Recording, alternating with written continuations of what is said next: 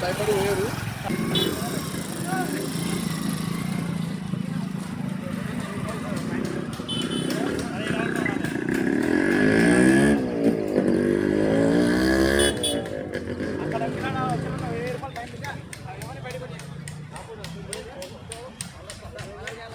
మీరు పోయింది మీరు పోయింది దీని గురించి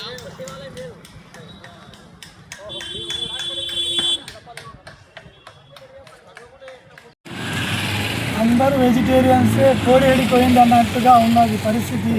బీసీల పరిస్థితి మీరు దాదాపుగా మీరు చూసుకుంటే 5 ఎకరాల 21 గుంట ఇంకా పొజిషన్ చూస్తే 3 ఎకరాల కంటే ఎక్కువ లేదు.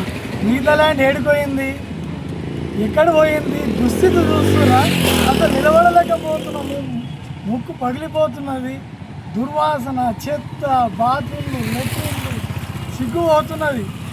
50% కంటే ఎక్కువ ఉన్న బీసీలకు వారి యొక్క అంతిమ వీడుకోలు ఇచ్చే జాగా గుడి లాంటి ప్రదేశాన్ని చూస్తుంటే హృదయం చాలా బాధించకపోతున్నది.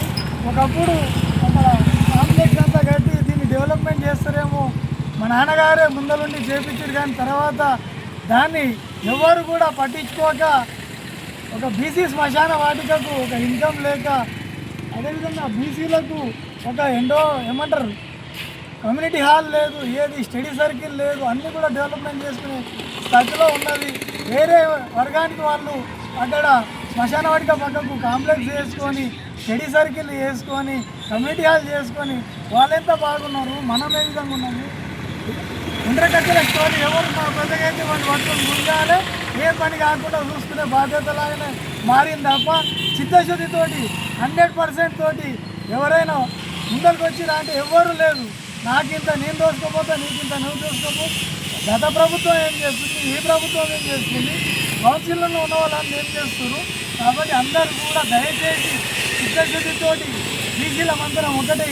చైర్మన్ గారు కూడా బీసీ ఉన్నారు, మార్కెట్ కమిటీ చైర్మన్ బీసీ ఉన్నారు, పెద్ద పెద్ద నాయకులందరూ కూడా బీసీలో ఉన్నారు. కాబట్టి అందరం కూడా ఒక తాటి మీదకి వచ్చి మన బీసీ శ్మశాన వాటిక మన జాగాను మనం కాపాడుకొని మంచి డెవలప్ చేసుకొని తుది వీడుకోలు మనం ఇచ్చే జాగా మనం చూస్తున్నాం. పందులు సైరవ్యవహారం చేస్తున్నాయి, బాత్రూమ్లు, లెట్రిన్లు చెత్త కుప్పగా మారిపోయి అసలు దయనీయంగా పరిస్థితి ఉంది.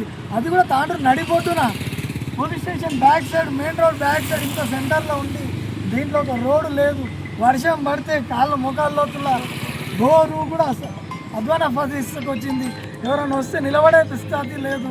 వర్షాకాలము ఎవరైనా చనిపోతే వచ్చేటప్పుడు అరే రామ కృష్ణ అని చెప్పేసి వాళ్ళందరూ కూడా మొత్తుకుంటున్నారు. మీరందరూ ఉండి ఏం చేస్తున్నారు అని చెప్పేసి అడుగుతున్నారు. కాబట్టి బీజేపీ పార్టీ నుంచి అదేవిధంగా బీజేపీ కౌన్సిలర్ల నుంచి మీ అందరూ కూడా ఒకటే అడుగుతున్నాం, ఇప్పటికైనా యుద్ధ ప్రాతిపదికన అందరం కూడా ఒకే తాటిపైకి వచ్చి బీసీ శ్మశాన వాటికను డెవలప్మెంట్ చేసుకుని రోడ్లు వేసి వాళ్ళకి అన్ని సౌకర్యాలు చేకూర్చే విధంగా మనం అందరం కూడా ఉండాలని చెప్పేసి కూడా మేము కోరడం జరుగుతుంది.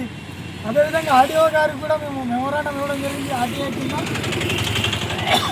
ఎంత భూమి ఉంది, ఎక్కడ ఉంది, ఎవరెవరు ఆక్యుపై చేసారు, రైట్ టు ఇన్ఫర్మేషన్ యాక్ట్ కింద కూడా మేము ఇవ్వడం జరిగింది. కాబట్టి త్వరలోనే అవన్నీ డీటెయిల్స్ తీసుకొని కూడా మేము కౌన్సిల్లో తీర్మానం దిశగా కూడా ముందరికి వెళ్తామని చెప్పి ఇటు చైర్మన్ గారు, ఇటు ఎమ్మెల్యే గారిని, అటు ఎంపీ దగ్గర కూడా అందరం కలిసి వెళ్ళి బీసీ శ్మశాన వాటికను మనం అభివృద్ధి చేసుకునే దిశగా అందరం కూడా ముందరికి వెళ్తామని చెప్పేసి కూడా నేను తెలియజేస్తూ